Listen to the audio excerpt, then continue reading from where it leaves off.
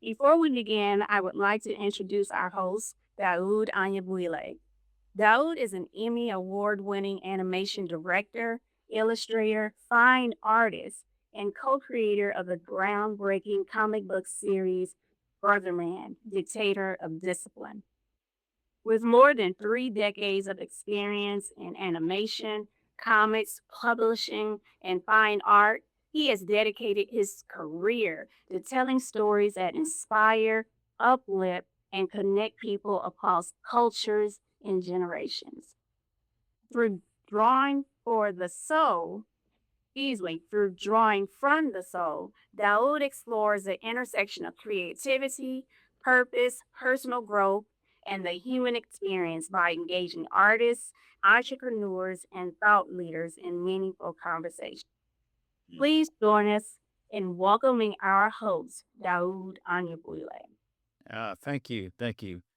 And I want to thank you, Kim Purefoy, and I want to uh, welcome everybody to Drawn from the Soul and this new podcast that I'm launching now. And we have a special guest today, but before we have our special guest on, I have a special co-host here today, Kim Purefoy, wellness coach and practitioner, and what? How else would you say? A healer, health. Wellness coach, nutritionist, creative encourager, mother, community member, all of that. And that's important too because the channel Drawn from the Soul, what really sets it apart, and part of the mission has always been about not just drawing. That's the double entendre is, um, the physical act of drawing, but also the spiritual act of pulling from yourself, finding your value within yourself, and being the best that you can be while we're here in this realm. You want to be at your best health so that you can create and that you can be here for as long as possible with a clear mind. The way to inspire people is by first taking care of yourself. So that's where the podcast will be moving towards. And I just wanted to kind of recap on that. So today we have a special guest that we're going to be interviewing. And Kim, would you like to introduce our Yes. guest? Yes, it's my honor to do so. So today's guest is Philadelphia-based artist Oronde Kairi, whose bold, expressive paintings are inspired by the vibrant street art, graffiti, music, and culture of the 1980s. Working primarily in oil on canvas and wood panel, Oronde creates graphically stylized figures that explore themes of jazz, poetry, sports, pop culture, and the human experience. His work has been exhibited nationally and internationally, including exhibitions in Italy, Romania, and Brazil, and has earned recognition the Best Modern and Contemporary Artist Award and the Black Music City Philadelphia Grant. His paintings can be found in both corporate and private collections, including those of Patti LaBelle, Lauren Hill, and Sandra Denton. Through dynamic color, movement, and storytelling, Olande's work invites viewers to connect more deeply with the people and experiences that shape our lives. Please join me in welcoming our guest, Oronde Curry. All Hello, right. hello, hello. Awesome. So yeah, just starting it all off. Let's go to the beginning. How did you begin? What was your inspiration to getting started, and how did you get into the whole fine art world? Well, it's been interesting journey. The old beginning was just my appreciation for the arts of just the arts. Um, Growing up in the '80s was interesting because graffiti was starting to take off. Not take off. Graffiti was blossoming when I was growing. I was growing up. Like graffiti was around, hip hop was starting. I was young, as young as the music. So we were all growing up together. And you would just go outside and see all these things happening in real time. And before I even knew the art was embedded in me, I just was just a fan and just had a desire to um want to uh do it because other people that I like could do it, you know. So I was a fan of my peers early. It was no such thing as haters or jealousy in my mind. I just like if seeing something you like, I would think that was very cool to me and wouldn't mind telling you. you know? Yeah, yeah. Yeah. Yeah, well, speaking of being inspired by your peers or those who you go around, I do want to acknowledge that there is a special connection between the two of you legendary artists. And could you tell us, Oronde, about how you were the first student of Big City Studios, Big City School, and the direction of this brother here? Big City School of Arts. I really think that was God sent because through my whole experience, I was really starting to get heavily into trying to develop my art. Like I always knew that I liked to draw, but I knew I didn't have the basics. And one day I was on my way to get some music and I walked past Washington Lane and Dawud. They actually had the Big City World headquarters. And I seen the Big Fist Brother Man painting in there. And thought that they sold art in there. I saw they got their Brother Man painting in there. I'm gonna go back. And then that's where I met Daoud. And right away we just clicked because he was guiding me then because I had just graduated from high school and I was like, I'm gonna go to the service. He was like, oh, okay. Oh, that's cool. I said, I like to draw too. He said, "Oh, you do?" Say, that's cool. I said, I got a sketchbook. He said, oh, okay. He said, leave it by and I'll check it out and come back and, I'll let you know what I think of it. All right. So I brought the book back and this is good. It is like, I'm about to have classes in the back of the studio. And I'm thinking like, when somebody say studio, you're thinking it's this big extravagant thing, and I was like, "How? What would it look like back there?" So we went in the back. It was just a roof, just a roof, and I'm thinking like, "Where's the studio at?" Like right here. He said, "This is where we going to have classes." This is Big City, yeah. Yeah. So I was like, "All right." I said, "Cool." So I don't know if I was the first one, but I know I signed up first, and the flyers and everything. I took that to heart because I still remember it was like welcome to Big City Comics. You're gonna learn how to do XYZ. And May I ask, from where you all started then to where you are now, when did you first realize that art was more than just a hobby for you? right away at Big City Comics. I said, well, that's how Daoud would talk about stuff and wouldn't dismiss us would be like young goofy kids, get out of here. He was just like, well, for one, you could see like towers and towers of books from the self-published publishing they were doing.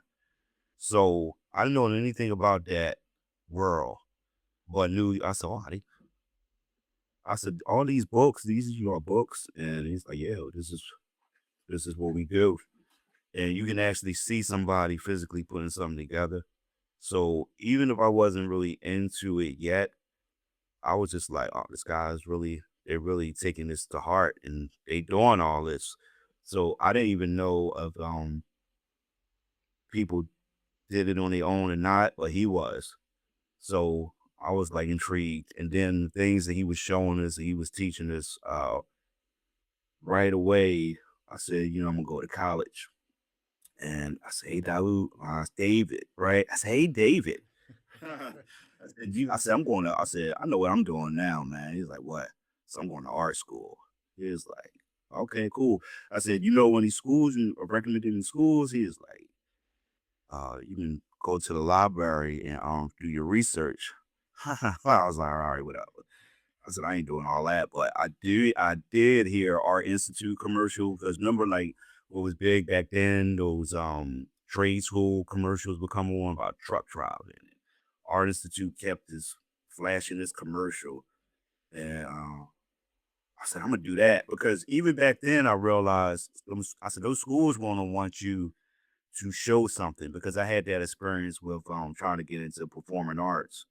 My teacher shut me down because I had got a award the following year in seventh grade, but by the time eighth grade came, the teacher that gave me the award, they was taking somebody's place that was on sabbatical.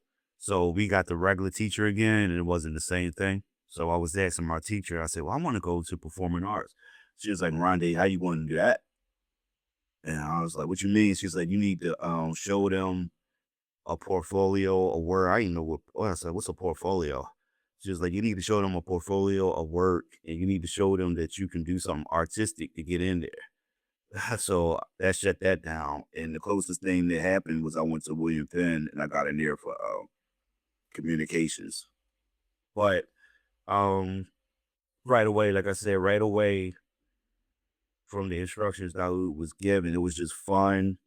And the critiques, he taught us how to critique without being um, intentionally crude, you know. So I said, "Oh, that's what they want to do in college," so I'm going. And it wasn't like that in college, but it was close. It was Yeah. close enough. And if I never met Dawood, I wouldn't have thought our college would have been Mhm. even on the radar like that. Yeah. But that's what happened. Oh, no, I'm interrupt. Now, let me interject too, just to add some perspective to that time because we have a lot of younger people now growing up who don't really understand, what was going on in the 90s, like, well, from the 80s to the 90s. And in that period of time in the 90s, um, especially for like young inner city kids, wanting to do art and comics and things like that, it was almost like, where do you go to do that? Hmm. Maybe just go to the library, look in the back of the book. There was, actually, that's when the internet was really just starting in Yeah. 1995.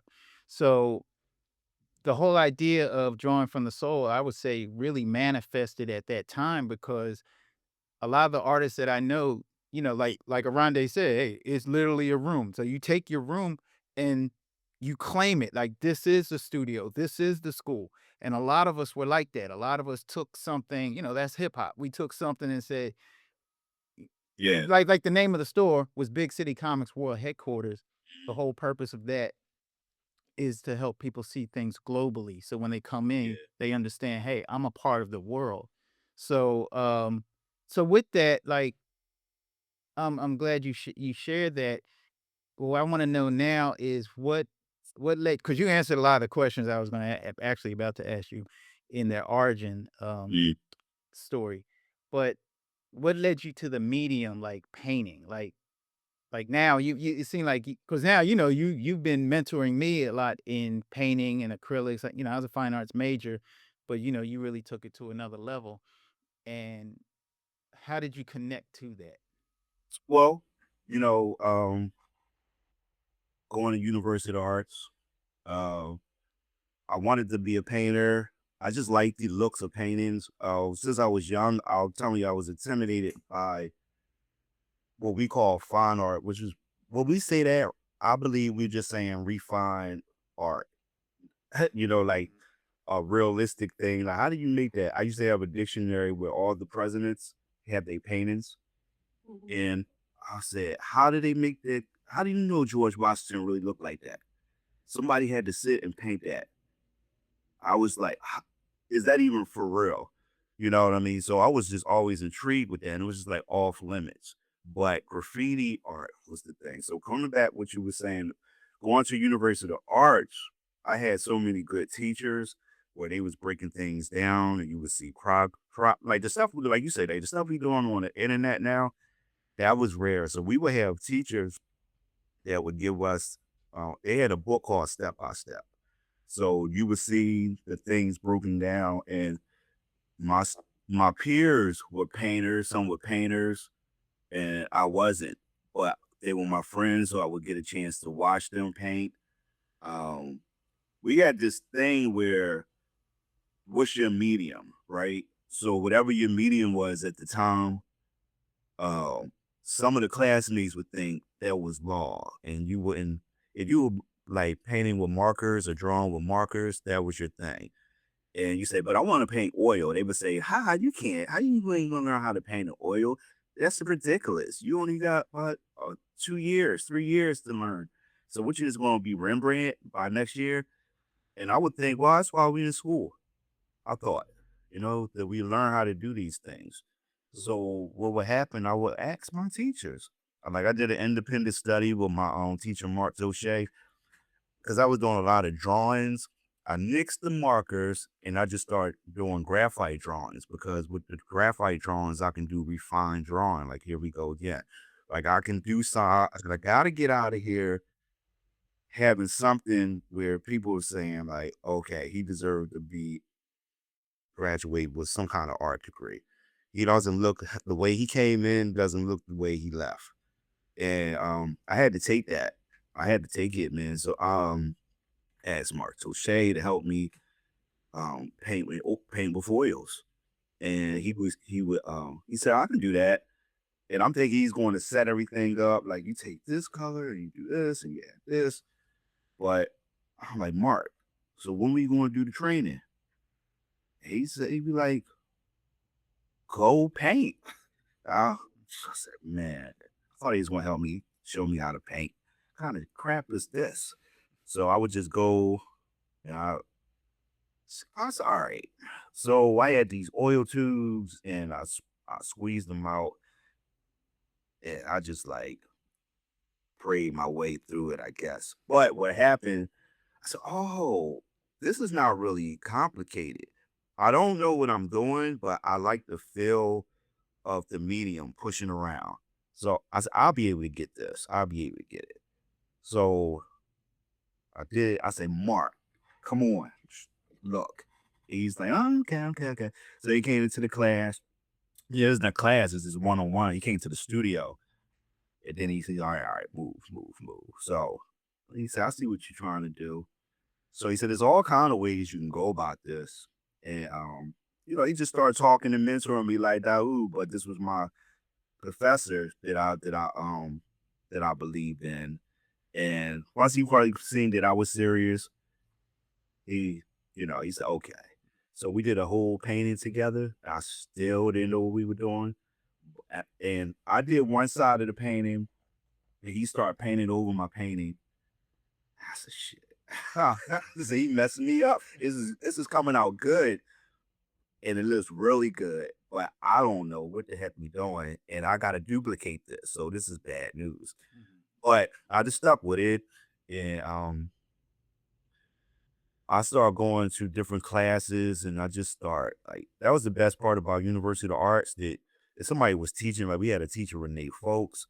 I wasn't even in her class, but she would say like, "Oh, okay, or y'all want to come in? You could come in, but if you're not taking the class, just sit in the back and don't say anything. Just observe." So it's right up my alley. So I would get stuff like that. I would get training like that, and I was in the school where I could do that, and that's kind of became. I have a question. It's as to hear the continuation of the vision, big city school in terms of books and creating a world and a universe. And I see you took that, especially without telling you, to appreciate the books, and you took into school. And we want to know like about your earliest artistic influences, and you shared that. Mhm. What from the outside looking in, what would you say to an aspiring artist about the value of going to school, or those who may, of course, there's raw talent, but what would either of you say about in terms of the need to go to school versus their raw talent? And, is that should that be a priority to go to school? Is that necessary or what? I have a answer, but what you gonna say, Dawud? What's yours? Oh, I mean, I think when it comes to those become like personal decisions. Should I go to school? Should I not go to school? And it was a different era because, like I said, when we're talking about the '90s, um, there really wasn't many options outside of not going to school because we didn't have social media, we didn't have YouTube. Like now you have so many professionals that teach you top notch skills Mm, for a fraction of a cost of going to school. So you're not having all the school debt, but you're getting the high end training mhm. on, like a YouTube university, or, there's a lot of other channels and things like that that are set up. But I also wouldn't knock the schools because, that may be somebody's the key. It might be the key for somebody. And then there's also the social aspect because, some people they want to be around people. Cause like you were expressing, when you were in school, when they're painting over your painting, Mhm. that's a one-on-one. That's a physical experience Yeah, that you won't get just being at home on your computer watching somebody um, give a demo. that's 100% what I was going to say that. I said for me, I was open to it. I hear different people say different things, Mhm. but me personally, I loved it because it was right up my alley. Because I was around my peers, um, that were doing what I wanted to do, and if a teacher didn't have something for you, they did. The student had something for you. But in both ways, you had to figure out how to get the answer from them, and that was always cool to me. Um, a class that I had, I was doing horrible in a class, but we used to have lab, and one simple thing I didn't know how to do in Photoshop. My friend Davin, he just took the cursor and did it, and we cracked up. That was a opening for me. I said, "Oh my gosh!" I was so intimidated in the class because the teacher was like, "So, you got, you don't know this. You have like 4 weeks, or he would say like 12 weeks or something, and you'll be out of here." We like, this not even that kind of class where you needed to graduate, but still, I would like to know without somebody being a stickler like that. So that kind of thing was cool for me to be around students, to be around just different teachers. A lot of the teachers were in the field like Daoud too, so that was a plus. And like I say, to me, just having that person around you, was the wall critiques and all that stuff. I appreciated. The 6 hours of class, 8 hours of class. Uh, all 8 hours you're not doing art, but you're around it. And that was cool. That Mhm. was just cool to me. So it So seems, in today's times, as Ellie was saying, like you're both saying, it seems like take advantage of the technology that's available, but also, you know, still be in the world and in the community and getting that life physical experience as well. mhm. Yeah. Yeah, you could tell because a lot of people that ask me questions and certain things, I'm thinking like the answers I give them is coming from what the teachers or student told me already. So it's not something that you know, like I'm some genius or anything. It's already been through it. So I just answer it that way because I probably had the same question, but I had plenty of people to ask and get answers from. So I feel lucky that way. Well, what I want to do is, 'cause I'm also thinking about getting to ask ask you about your challenges and your setbacks. Mhm.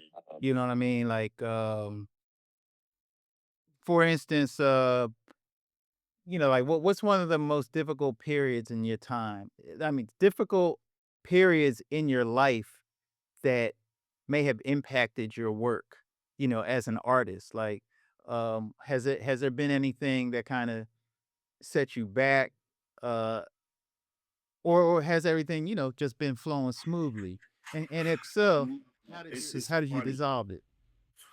I know exactly what you mean. Well, in my how I'm taking that, I think I think it hasn't really been a setback. But I think I never really wanted to make art to make money. So I always was in the learning process. So that's kind of like cool.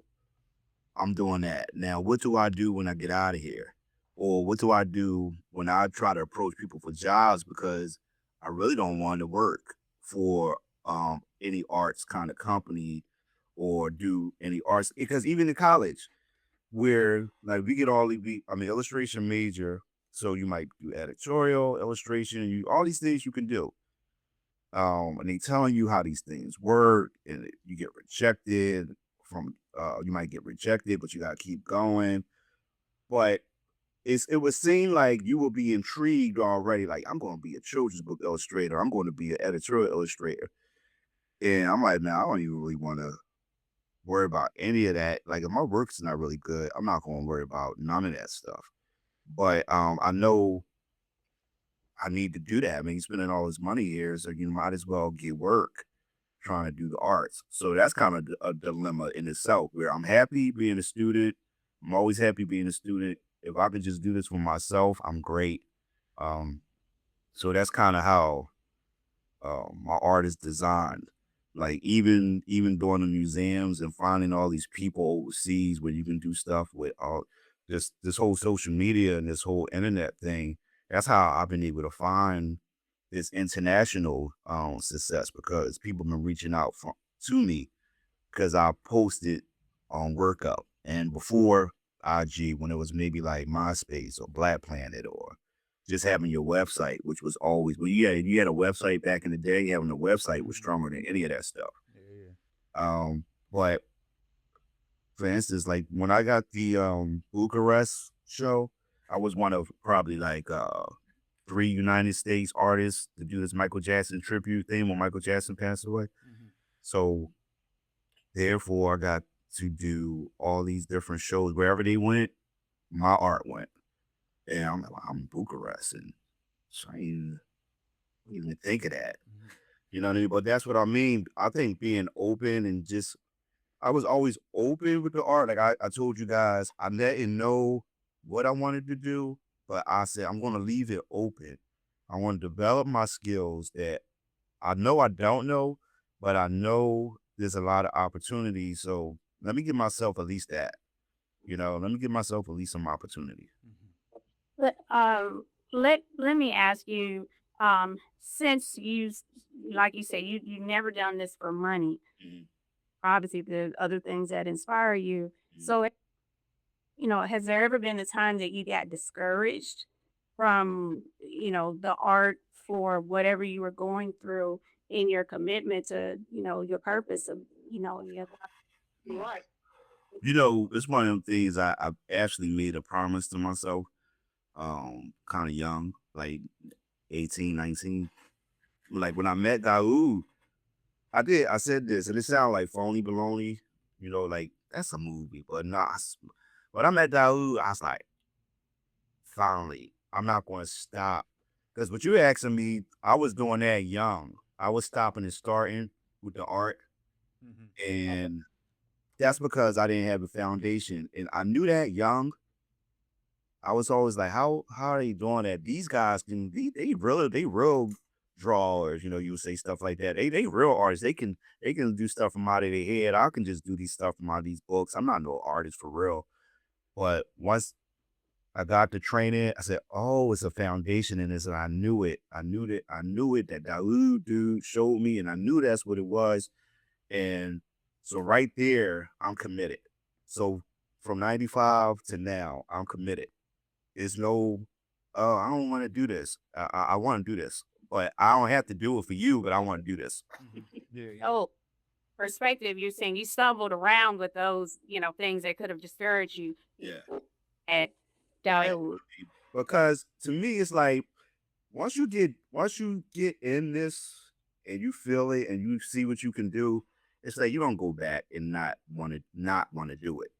And it's something to be said for the fact that I believe you consider yourself to be a late bloomer in terms of the arts, and really getting into the arts and, pursuing fine arts and painting. I think you consider that to be a little bit later in your life. So by that point, you had gotten your. Isn't that something? Because you 18, 19, right?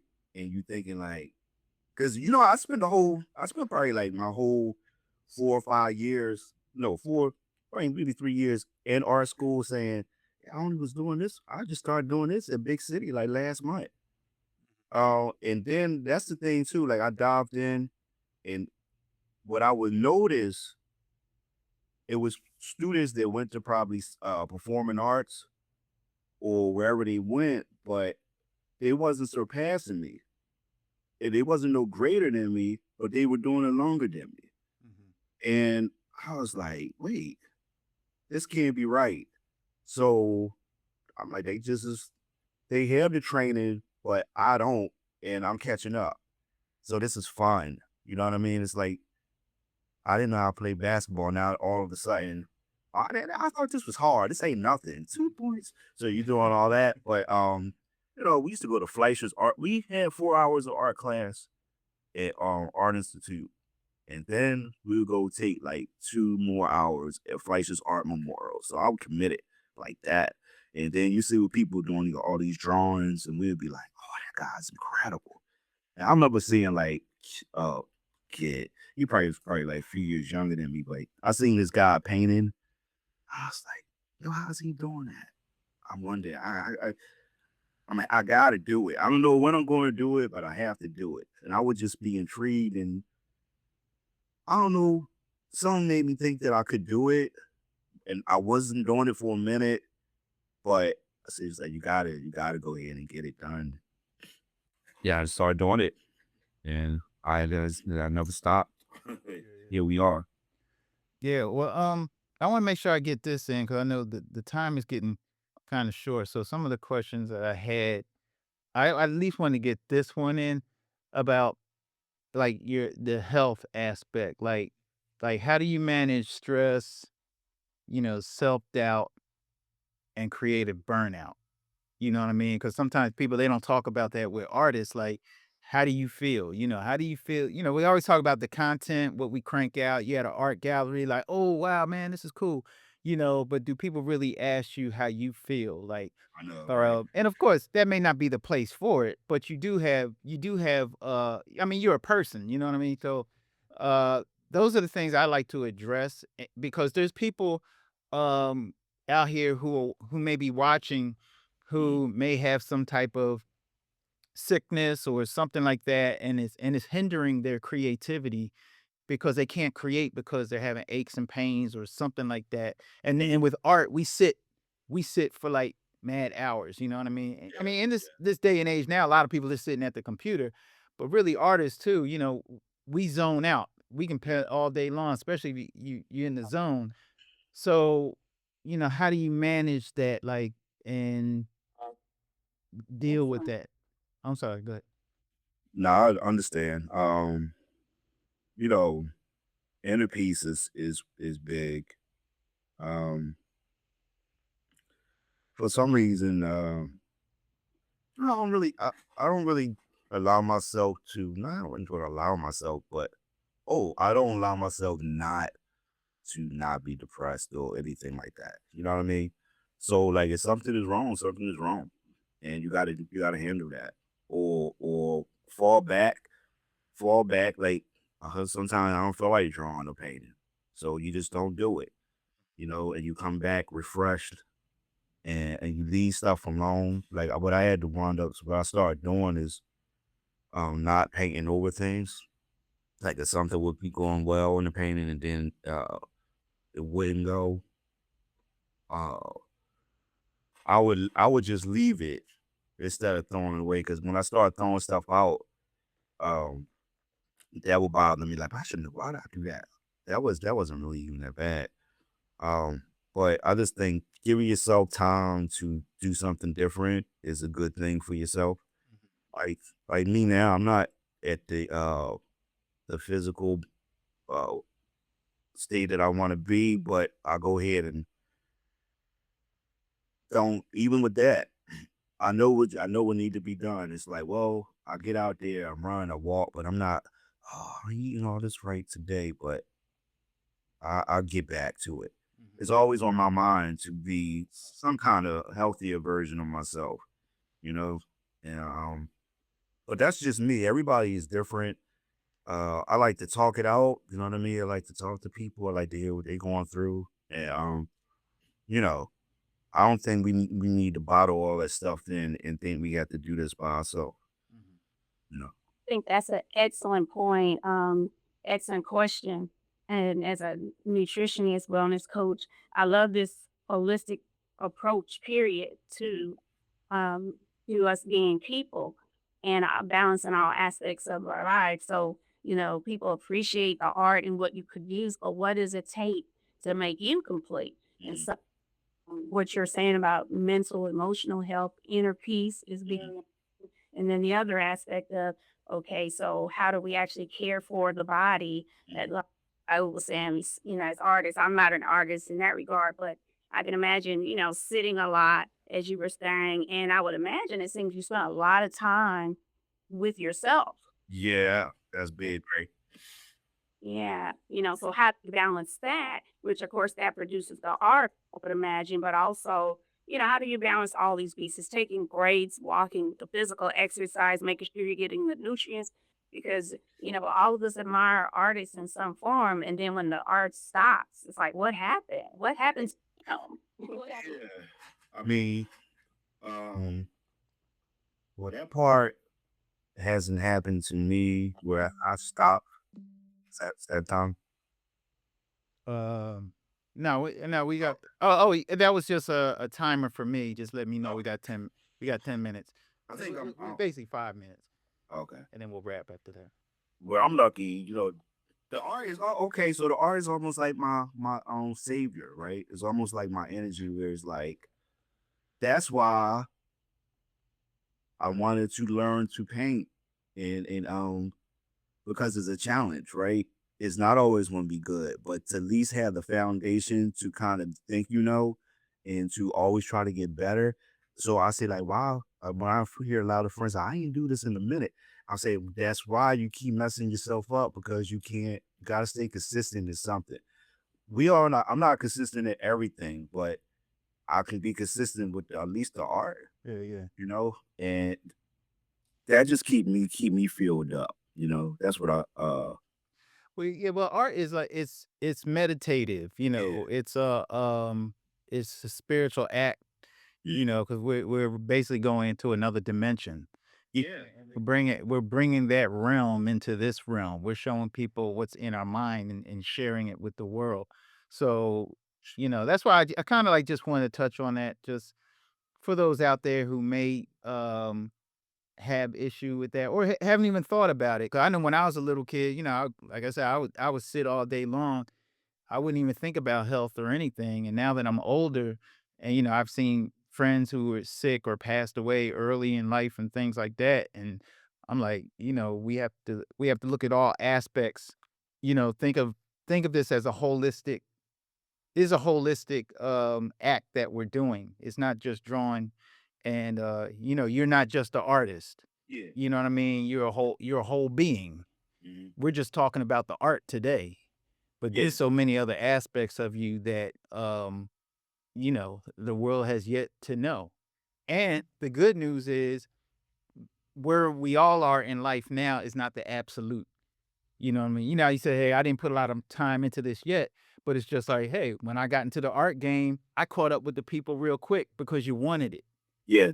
Yeah. So everything doesn't have to take 30 years to basically be the master Right. because master is relative anyway. It's relative to time. Mhm. You know. Yeah. Well, I was like to ask a question before we close out. You've done so many things, but what is it in your um, life and as an artist that you're most proud of? Just sticking with it. Mhm. Because I promised myself that. I really did. I said, I don't want to stop and start this stuff. I think it's something there. Um, out of all the things that I probably wanted for myself, then those things wasn't it. But for some reason, I was chosen to make visuals, and I appreciate that. For whatever it's worth. I really take that to heart. Yeah, yeah. Yeah.